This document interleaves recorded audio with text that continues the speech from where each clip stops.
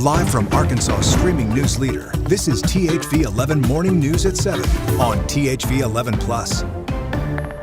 Good Wednesday morning, everybody. Thanks so much for hanging out with us as you get set to start your Wednesday morning. It's going to be a great day, big day for a lot of folks. A lot of kids going back for the first day, kids going back for the second day, teachers going back for the third day, and for all of us back at work, third day. And all right, go ahead. Keep counting. No, what's that trend right now that's like, okay, Superman, say your line. Say your stupid line. That's it. Yeah, That's say your the stupid one. line. Say your line, Superman. It is the first Wednesday of 2026. And there it is. We won't be able to say that anymore tomorrow. I'm so glad you knew that trend. Yeah. I just saw it and I was like, oh, this is a trend. I feel a vertical video in the making. Oh, there you go. Done. I love it. Yeah. Subject matter. Yeah.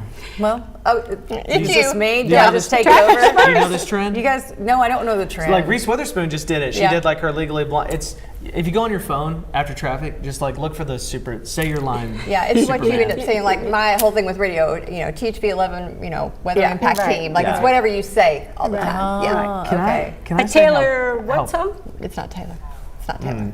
I'm It's so from a proud of song. myself. I don't know. Yeah. Tracy, I don't know. you and Tracy are Bad Tracy. name. I'm so proud of myself for knowing a trend that you don't know. I just want to throw that out there. If it's on TikTok, I might not know it. Ashley, don't let him pick on you. Give us traffic if you would. Yeah. Not Because he picking on you. can't I'm do just saying. that. I know it's Well, he can do that. It's like if but- you threw out some like draft stats for an NFL player, and I'll be like, well, look at you go. Yeah, well, you just never know what I might know. I don't know. I don't know. You're very smart, okay? No, I don't know anything. I do know that traffic is looking okay right now. This is Jacksonville. We saw some heavy traffic yesterday with this construction area and then a major accident that happened and really caused some delays for those commuting in from Jacksonville and Cabot. And traffic is still a little bit heavy in this construction zone area here going through on 57 southbound. So just give yourself some extra time if you're about to head out right now. It is 7:02, so maybe you're heading to Little Rock for work or you're taking the kids to school this morning. This is what it looks like right now through Jacksonville. We did have some slowdowns where it was down to about 40 miles per hour earlier, but back up to 70, so we're looking good. This is our drive times into downtown Little Rock right now, coming in from Conway, Benton, and Cabot, and we're seeing an increase in our travel time just a little bit, just by a couple of minutes, but not too bad. Tracy, you were saying that there's a little bit of fog, though, we may need to keep in mind. Yeah, just taking a little extra time this morning. We're not too bad. I mean, if you look at our camera here, it's okay, but you can see it out in the distance there a little bit, but we've also have a lot of blue sky out there. But talking about a dense fog advisory to the southeastern corner of the state where we're going to see visibilities until 10 a.m., possibly a quarter mile or less. So yeah, make sure you are being extra safe there. Now we are seeing again a few of those areas. Now Pine Bluff is in that advisory level, but it's not had any issues the last hour or so. So that's great news. Lots of folks heading in from the Pine Bluff area. Central Arkansas 5, now that's taken at the airport. So again, here in downtown doesn't seem to be too bad, just a little over. Yeah, I'm seeing a little bit of fog. Now, if you're heading on Interstate 40, again, may run through a little patch there. So just take your time this morning. We are seeing those temperatures a little cooler today, so grab that jacket as you're heading out. The kids will probably need it at the bus stop. 44 in Central Arkansas, and today, hour by hour, we'll get a little bit of a break from these clouds as we're heading into the afternoon, a little sunshine. Looking for that high right around 68, but there'll be plenty of 70s as well today. We'll talk about the storms that are headed our way for Thursday and Friday coming up in my forecast. All right, Tracy, thank you. Developing this morning, the White House says President Trump and his advisors are actively discussing how the United States might acquire Greenland, calling control of the Arctic island a national security priority, and using the U.S. military is still on the table. Trump has publicly raised the idea before, and last year even sent the vice president to visit a U.S. military installation on the island.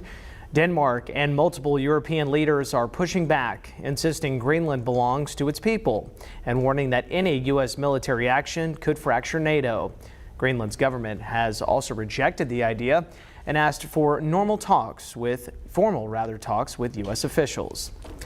Meanwhile, President Trump says Venezuela will turn over up to 50 million barrels of sanctioned oil to the U.S., with sales controlled by the U.S. and proceeds aimed at benefiting both countries. Trump says Energy Secretary Chris Wright has been ordered to execute the plan immediately, with oil shipped directly to U.S. ports. The announcement follows the U.S. capture of Venezuelan leader Nicolas Maduro and his wife in a military operation over the weekend. This comes as U.S. oil executives also expected to meet with the Trump administration this week. In Minnesota this morning, the pressure is escalating in light of a COVID-era fraud investigation that has reignited. Thousands of federal immigration agents are flooding the Twin Cities in a month-long crackdown the White House calls Operation Metro Surge. Homeland Security Secretary Kristi Noem joined agents on the ground, with arrests being continued Tuesday. Federal officials say one man taken into custody is a convicted felon wanted for murder and sexual assault, though his family says he had no idea about it. The surge has sparked protests and growing concerns about Minnesota's Somali community, which officials have acknowledged has been heavily targeted. Minnesota Governor Tim Walz is blasting the operation as political theater, calling it a show for the cameras as federal pressure intensifies. Back here at home, an investigation is currently underway in North Little Rock. Several officers are now on leave and one person is dead after an early morning shooting. Officers responded to the 500 block of West A Avenue just before 6 a.m. Tuesday after a report of shots fired. When they got there, they found a man standing outside with a shotgun. During their encounters, 3 officers shot at the man, hitting and killing him. We're told nobody else involved was injured, and all 3 officers have been placed on leave, which is a routine move while the investigation continues. Meanwhile, Pine Bluff police are also investigating a shooting after a 33-year-old man flagged down an officer on East 24th Avenue Monday night. They say the man was covered in blood and had yellow tape on his arm. He told officers a confrontation started in his own yard with a younger man he thought he recognized. That's when the man shot him. The victim was taken to the hospital. Anyone with information is asked to contact police.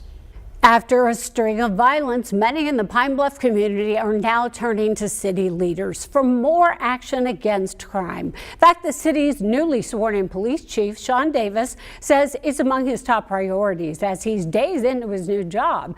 Davis, sworn in last week, tells THV 11 his plan is to focus on accountability, restructuring his command staff, and spiking the presence of officers citywide. He says it's all meant to rebuild trust between police and the community, and that it's already underway with a goal of progress in 3 months. I want to do a restructure with our command staff, which will provide better oversight and better supervision within the department. Also want to get out and meet with the community more. Get a better relationship with the community, and let them know we're here for them. The biggest thing I think I want to build is the trust and legitimacy with the community in my first 90 days. Chief Davis also tells us on top of reorganizing leadership, another priority is getting the city's real-time crime center fully operational. It's a tool he hopes will translate into faster response times and even prevent crime before it happens. Staying in Pine Bluff this morning, a grocery store once promised to bring fresh food to one of the city's neighborhoods still has not opened. 2 years after city leaders announced plans to end a food desert on the city's east side, there's been no groundbreaking or no clear timeline. THV 11's Tamer Knight looks into what's causing the delay. Good morning, Tamer.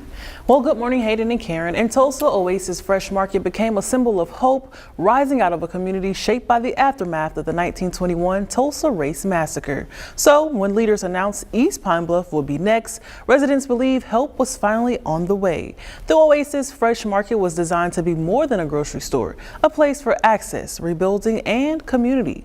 That was the reaction in September of 2023 when city leaders announced Oasis planned to expand into East Pine Bluff. But now, 2 years later, there's still no grocery store, no groundbreaking, and no construction underway. After submitting an open records request for documents tied to the Oasis project, the city of Pine Bluff confirmed those records don't exist. But City Council member Letitia Brunson, who represents the district, says there are no records, but insists there is still a need. We have to get some funding together. We just have to do some things to bring it full circle. We're working hard to get that, to do what we got to do, because economic development is important and people having access to healthy food is important. Brunson says there was once a letter of intent through urban renewal and a tax incentive tied to the Go Forward Pine Bluff initiative, but that agreement ended due to sunset provisions. The former Big Lots building off of East Harding remains empty, once expected to become home to the long-promised grocery store. But for now, the promise of an oasis in East Pine Bluff remains just that, a promise. For THV 11 News, I'm Tamer Knight. A lot of people with a lot of questions in Pine Bluff this morning. Thank you, Tamer. Just 10 after 7 this morning, researchers here in Arkansas have developed a new AI tool that uses thermal imaging to estimate cattle body temperature without physical contact. The system, called Cattle Fever, was created at the University of Arkansas to help ranchers spot illness earlier while reducing stress on cattle and labor costs for producers. Developers say the technology could detect disease before symptoms appear, helping prevent outbreaks. The research was recently published, with scientists now working to improve accuracy in real-world conditions. The College of Nursing at UAMS achieves another accolade. The program has earned continued accreditation for its nurse anesthesia program with a maximum 10-year term. The approval comes from the Council on Accreditation of Nurse Anesthesia Educational Programs, and it follows a site visit plus a multi-year program review. School leaders say the decision confirms that graduates from there are fully prepared for clinical practice, and the demand for these types of nurses is growing. UAMS launched the program in 2020. More than 50 students have graduated so far. Now let's turn back to Ashley King and get a check of the roads this morning. Yeah, good morning. It is looking pretty good so far on our roadways. You know, yesterday morning we saw a lot of people getting back to work and school around Central Arkansas, and we've got a Little Rock School District that's going back today, so even more kids that are getting out this morning and parents getting on the road. So yeah, just give yourself some extra time. Right now we're looking at the volume on Interstate 30 going westbound near Curtis Sykes Boulevard, and you can see we've got plenty of vehicles and some brake lights too. Let's get a look at where those slowdowns are. That we were just looking at is the North Terminal interchange, and here's a shot of how slowly it's moving there. 37 miles per hour on 30 westbound where we were just looking, and then over on 40 westbound at the North Hills Boulevard exit, 31 miles per hour. So definitely slowing down there. And then our typical slowdown here on 30 eastbound between the 430 interchange and past Alexander, we're seeing some slow moving traffic. And here's our drive times into downtown Little Rock that have been increasing by a couple of minutes from Conway, Benton, and Cabot. Not looking bad, but we're starting to definitely see it get slower here in Central Arkansas. So like I said, and like you heard Tracy say, what was it, Tracy, pack your patience? Packing just a little space and grace. That's what we need like this morning also. Space and grace. That's another one. I'm trying to come up with these fun things so you don't hear me saying the same thing all the time. Yeah, it's catchy and you can remember it. Yeah, exactly. I like to rhyme.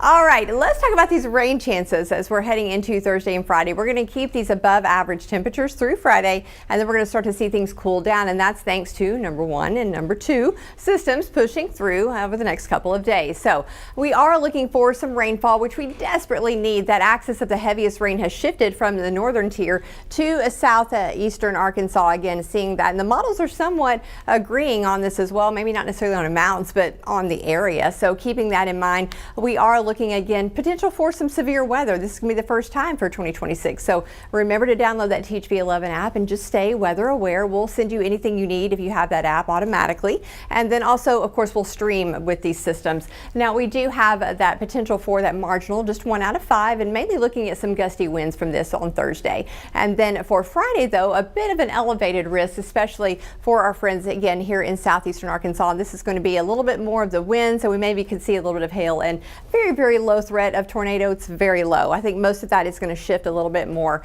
there to the east, but we will continue to see those chances. Again, just timing things out for your Thursday. That's going to start to move in by the afternoon, and then we'll see it move across the state through the evening hours before it returns on Friday. We'll talk about all the details of all of this and your cooler weekend coming up in just a few minutes.